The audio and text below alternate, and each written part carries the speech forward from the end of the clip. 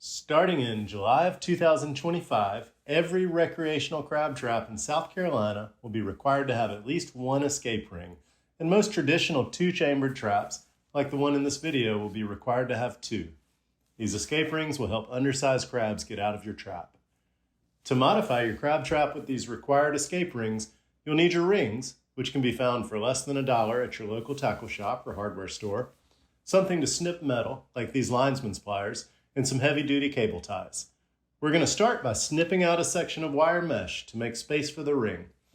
In this two-chambered trap, at least one of the two rings needs to be placed in the upper chamber of the crab trap, and each ring needs to be within 2 inches of either the divider between the top and bottom chambers or the base of the trap.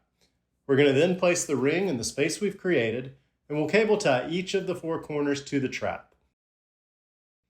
Pull those cables tight, snip off the excess, and we're done.